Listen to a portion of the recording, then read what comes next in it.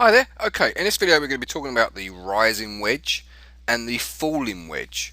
Okay, and these are basically reversal patterns. Alright, now they're pretty hard to find, okay, but what you basically need to do is take you to my whiteboard here.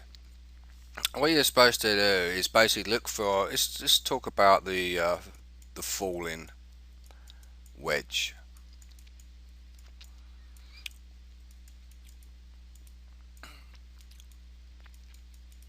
Okay, and this is a reversal pattern.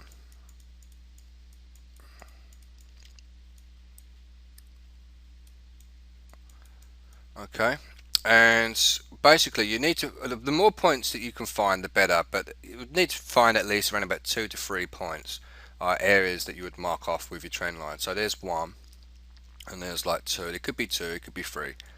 Alright, and then you'll have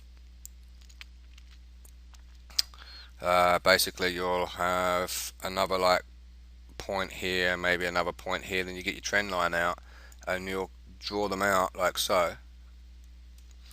Alright, and then you'll have this other trend line. Oops, I completely missed that, but never mind. The trend line, the general direction is that it's coming down, okay?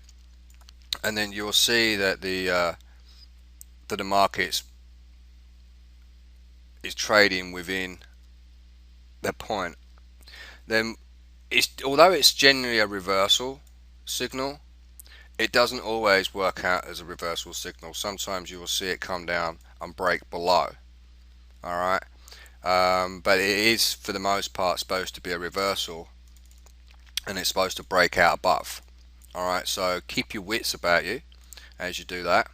Alright, the same is vice versa as well for the rising wedge. I'll just do a quick example here.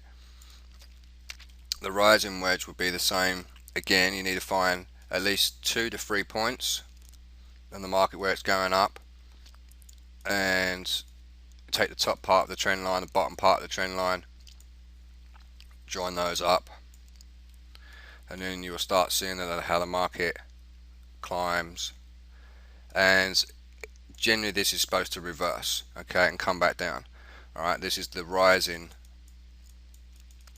I can't spell, the rising wedge, okay, and that's a reversal pattern. Again, be cautious when you act on those. Alright, let's show you what it looks like on the chart.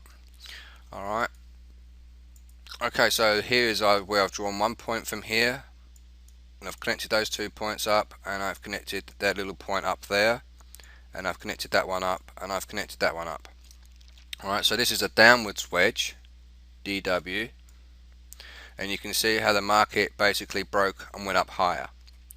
Alright, this one here is a rising wedge, and I took this point, that point, that point, and that point, and then I basically took it from them almost towards the bottom of the trend line.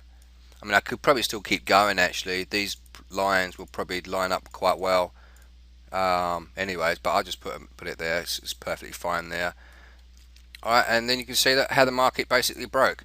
Now when you use these trend lines, the wedges, okay, be careful that where the break appears, where the break appears, be careful that you're not on immediate support or resistance line. Alright, this one kind of looked a little bit iffy, but eventually once it broke away from the main group here, the rest was just history. It just went up. The same thing here as well. Once the main area kind of got moved away, got away, it just basically tanked after that. Alright, so there is your rising wedge and your falling wedges. Okay, and use those in your analysis to give you an idea of where the market may stall or where the market may start to reverse. Alright, so I'll see you very soon in the next video. Bye for now.